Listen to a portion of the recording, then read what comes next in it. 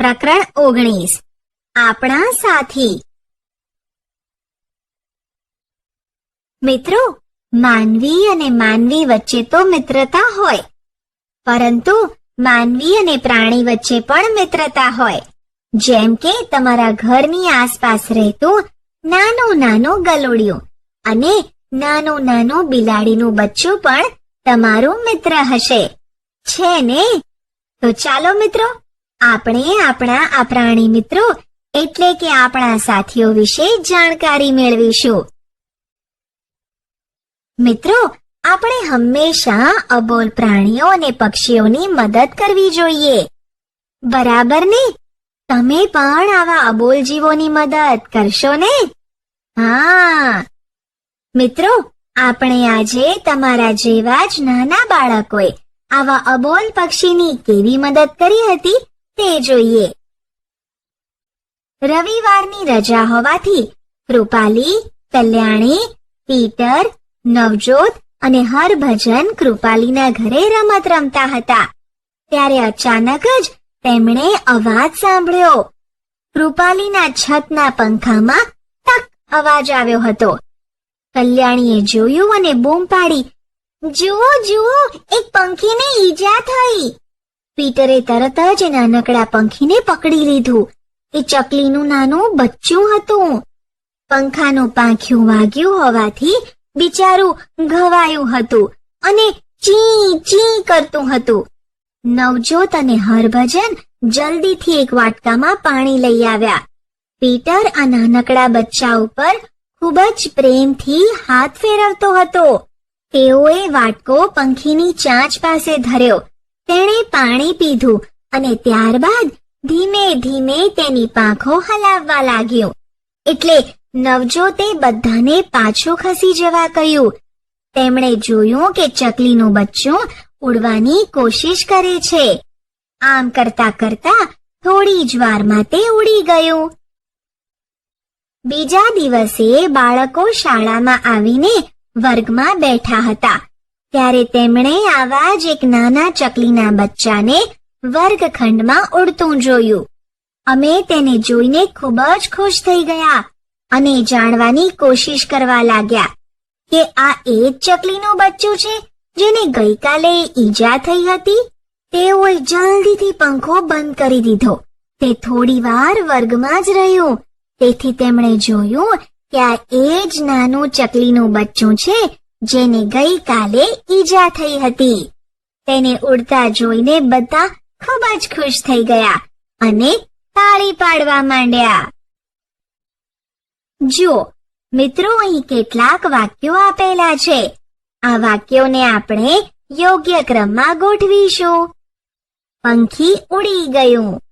પંખીને પંખાથી ઈજા થઈ હતી. પીટરે પ્રેમથી પંખી પર હાથ ફેરવ્યો. બાળકોએ પંખીને વર્ગખંડમાં જોયું. નવજોત અને હરભજન જલ્દીથી વાટકામાં પાણી લઈ આવ્યા. જુઓ, આ વાક્યોમાંથી કયું વાક્ય પ્રથમ ક્રમે આવશે? પંખીને પંખાથી ઈજા થઈ હતી.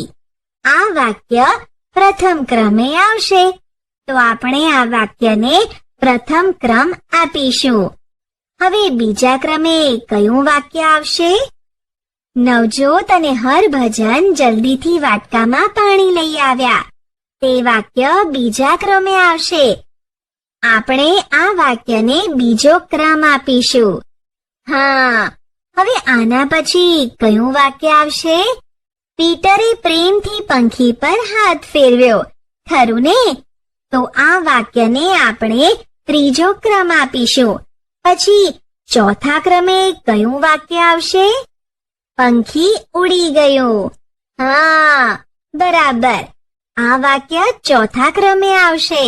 અને પાંચમો ક્રમ આપણે બાળકોએ પંખીને વર્ગખંડમાં ફરતું જોયું તેને આપીશું. બધા જ વાક્યો ક્રમમાં ગોઠવાઈ ગયા. ચાલો, હું તમને બધાને શંકરની બિલાડીની વાત કહું. એક નાનકડો શંકર હમણાં થોડા દિવસોથી ખૂબ જ ખુશ હતો. કેમ ખબર છે? થોડા દિવસ પહેલા તેના ઘરની નજીક આવેલા એક વાડામાં બિલાડીએ 4 બચ્ચાને જન્મ આપ્યો હતો. એવા સરસ નાના નાના બચ્ચા, અને તેમની આંખો પણ હજી ખુલતી ન હતી. બરાબર ચાલી પણ નહોતા શકતા. આ બચ્ચાને જોવા શંકરને ખૂબ જ ગમે, અને એટલે જ તે તેનો નવરાશનો સમય તેમની પાછળ વિતાવવા લાગ્યો. એક દિવસ સવારે બિલાડી ખૂબ રડતી હતી. તેના રડવાના અવાજથી શંકર ઉઠી ગયો. મિત્રો, શું તમે જાણો છો કે બિલાડી કેવી રીતે રડે છે? દોસ્તો, બિલાડીનો રડવાનો અવાજ નાના બાળકના રડવાના અવાજ જેવો જ હોય છે. આપણને સાંભળીને જાણે એવું જ લાગે કે નાનું બાળક રડે છે. હા, આ સાંભળીને શંકર વાડા તરફ દોડ્યો. વાડા પાસે જઈને શંકરે જોયું તો બિલાડી રડતી રડતી 3 બચ્ચાને પંપાળતી હતી. એક બચ્ચું ખોવાયેલું હતું, અને એટલે જ બિલાડી રડતી હતી. તે વાડાની બહાર બચ્ચું ગોતવા ગયો. ત્યાં તેણે વાડાની બહાર તેની બેન માલિનીને બેઠેલી જોઈ, અને માલિની પેલા ખોવાયેલા બિલાડીના બચ્ચાને રમાડી રહી હતી. આ જોઈ શંકરે માલિનીને બોલાવીને વાડામાં બિલાડી રડતી હતી તે બતાવ્યું.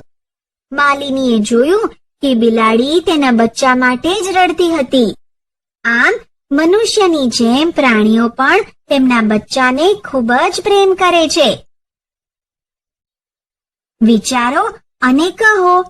મિત્રો, બિલાડીનો અવાજ કેવો હોય છે? બિલાડી મ્યાઉ મ્યાઉ એવું બોલે છે, અને તેનો અવાજ નાના બાળકના અવાજ જેવો જ હોય છે. તમને કયા પ્રાણી ગમે છે? કેમ? આપણને કૂતરાનું નાનું નાનું બચ્ચું અને બિલાડીનું નાનું નાનું બચ્ચું બહુ જ ગમે છે.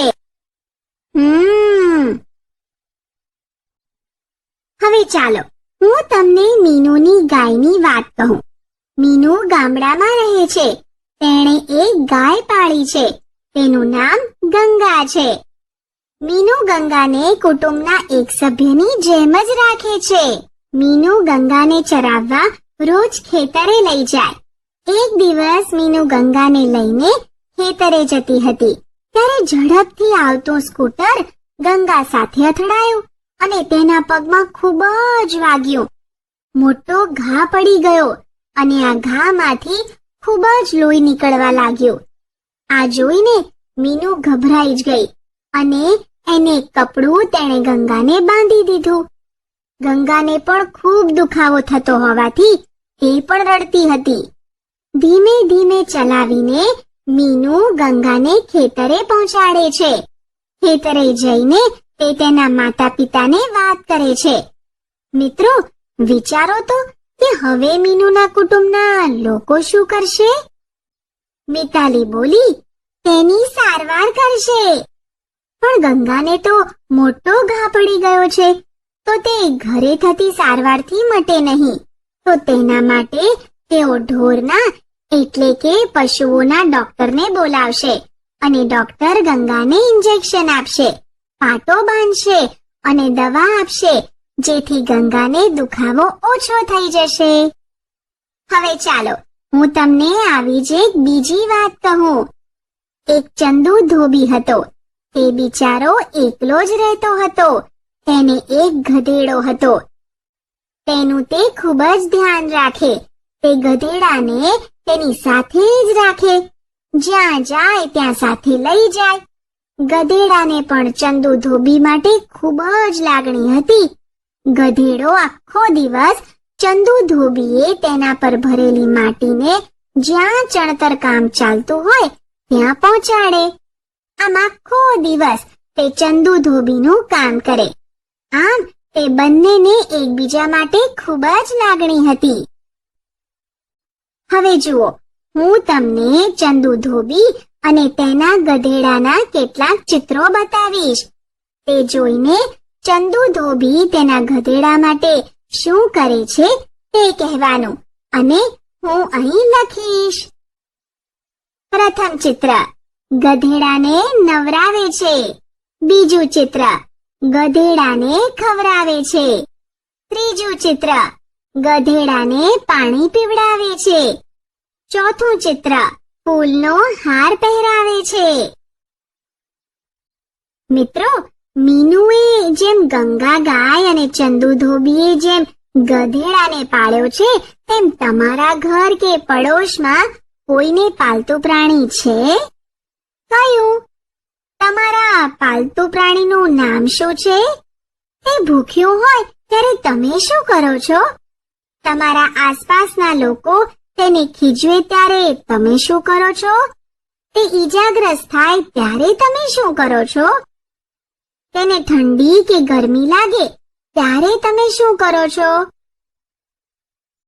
ઘણા લોકો પાલતુ પ્રાણી રાખે છે, તેનું ધ્યાન પણ રાખે છે. અહીં આપેલા કોષ્ટકમાં આવા પ્રાણીઓના નામ આપ્યા છે. આપણે તે કોષ્ટક પૂર્ણ કરીશું. પ્રાણીનું નામ. આપણે તેને કેમ રાખીએ છીએ? કોષ્ટકમાં સૌથી પહેલા કૂતરો આપેલું છે. તો મિત્રો, આપણે કૂતરાને કેમ પાળીએ છીએ? તે વફાદાર પ્રાણી છે, ખરું ને? માટે આપણે તેને પાળીએ છીએ. પછી જુઓ તો, પ્રાણીનું નામ લખેલું નથી, પરંતુ તેની સામે એવું લખેલું છે કે તે દૂધ આપે છે. તો આપણને દૂધ કોણ આપે છે?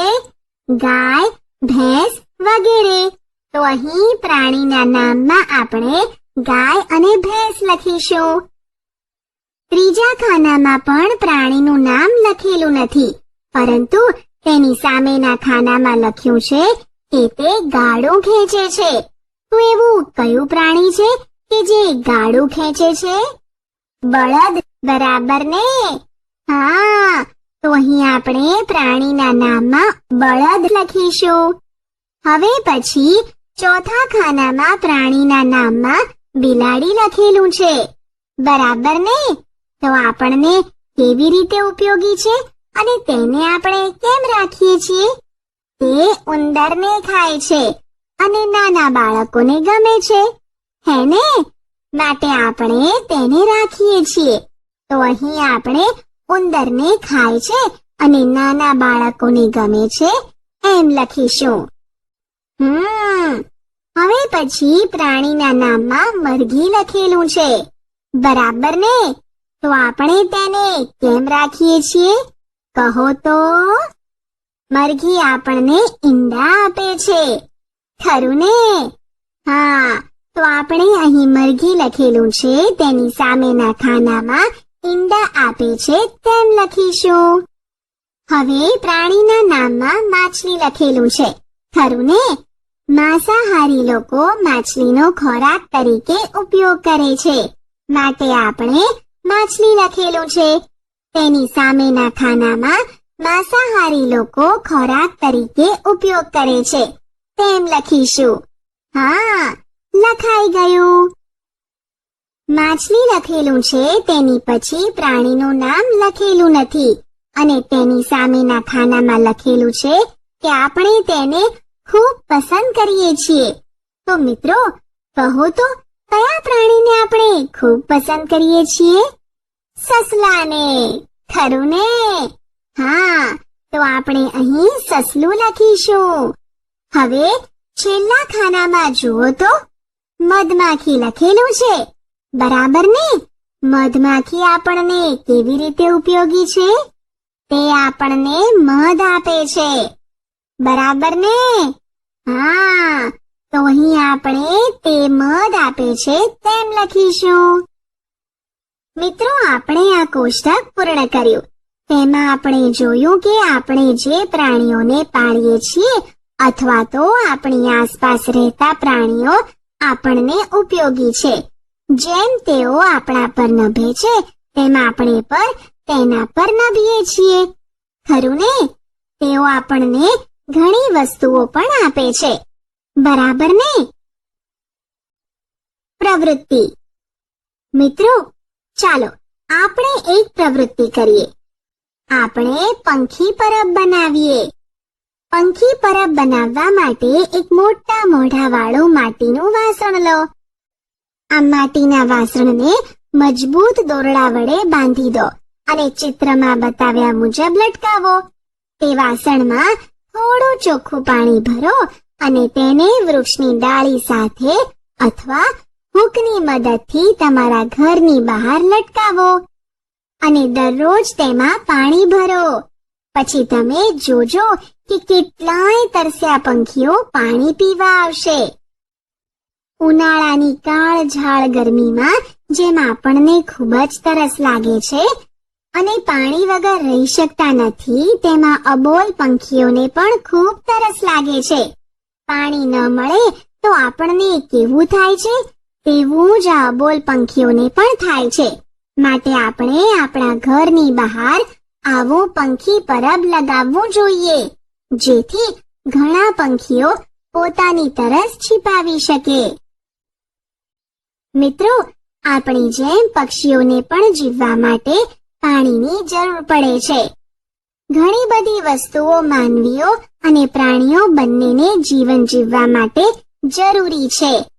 શું તમે જાણો છો એવી કઈ વસ્તુઓ છે? ચાલો અહીં આપણે તે 3 વસ્તુઓના નામ લખીએ. ક્રમ: માનવીને ઉપયોગી, પ્રાણીને ઉપયોગી. 1. હવા, હવા. 2. પાણી, પાણી. 3. ખોરાક, ખોરાક. મિત્રો, આપણી જેમ જ પ્રાણીઓ પણ હવા, પાણી અને ખોરાક વગર જીવી શકતા નથી. તેથી તે આપણી જેમ તેઓને પણ ઉપયોગી છે. વિચારો અને કહો. મિત્રો, આપણે વિવિધ ખોરાક ખાઈએ છીએ, તેવી જ રીતે પ્રાણીઓ પણ વિવિધ ખોરાક ખાય છે. બાળકો, તમે કોઈ પ્રાણીને ખવડાવ્યું છે? તમે જે પ્રાણીને ખવડાવ્યું હોય તેનું નામ અને શું ખવડાવ્યું તે કહેજો. હું અહીં લખીશ. તમે જે પ્રાણીને ખવડાવ્યું હોય તેનું નામ. શું ખવડાવ્યું? આપણે દરરોજ ગાયને રોટલી ખવડાવીએ છીએ અને ઘણા લોકો દરરોજ સવારમાં ગાયને લીલું ઘાસ ખવડાવે છે. તો મિત્રો, અહીં આપણે કોષ્ટકમાં ગાય અને તેની સામેના ખાનામાં રોટલી અને લીલું ઘાસ લખીશું. હા, લખાઈ ગયું. ઘણા લોકો દરરોજ સવારે અને સાંજે કૂતરાને દૂધ અને રોટલી ખવડાવે છે. અહીં આપણે કોષ્ટકમાં કૂતરો, તેની સામે દૂધ અને રોટલી લખીશું. તે જ રીતે ઘણા બાળકો બિલાડીને દરરોજ દૂધ પીવડાવે છે. અહીં કોષ્ટકમાં આપણે બિલાડી અને તેની સામે દૂધ લખીશું. હા, લખાઈ ગયું. ઘણા લોકો હાથી આવે ત્યારે તેને કેળા ખવડાવે છે. અહીં આપણે કોષ્ટકમાં હાથી અને તેની સામે કેળા લખીશું. ઘણા લોકો કે જેમણે ઘોડો પાળ્યો હોય તેઓ દરરોજ ઘોડાને લીલું ઘાસ ખવડાવે છે અને ઘણા લોકો જેમણે ભેંસ પાળી હોય તેઓ ભેંસને ખોળ ખવડાવે છે. મિત્રો, અહીં આપણે કોષ્ટકમાં ઘોડો લખીશું અને તેની સામે લીલું ઘાસ લખીશું અને તેની નીચે ભેંસ લખીશું અને તેની સામે ખોળ લખીશું. વિચારો અને લખો. બાળ દોસ્તો, પ્રાણીઓને શું ખવડાવી શકાય તે તો આપણે જોયું, પરંતુ પંખીઓને શું ખવડાવી શકાય? દાણા. ખરું ને? તમે કયા પંખીઓને ખવડાવ્યું છે? કોણ કહેશે? આપણે દરરોજ ઘર પાસે આવતા કબૂતર, ચકલી વગેરેને દાણા ખવડાવીએ છીએ. બાળકો, તમે સૌથી વધુ કયા પંખીને ખવડાવો છો? કબૂતરને. બરાબર ને? મિત્રો, તમે પ્રાણીઓ અને પંખીઓને ખવડાવો છો ને, તેના વિશે જોયું, પરંતુ અહીં યાદીમાં કેટલાક નામો આપેલા છે. તો આ પ્રાણીઓ શું ખાય છે તે આપણે શોધવાનું છે. જુઓ આ પ્રાણીઓના નામ: ઉંદર, વંદો, ભૂંડ, ચામાચીડિયું, કાગડો, ખિસકોલી, વાંદરો, કરોળિયો, ગરોળી. મિત્રો, ઉંદર શું ખાય? રોટલી, ભાખરી વગેરે, હે ને? પછી આ વંદો લખેલું છે, તો તે શું ખાય?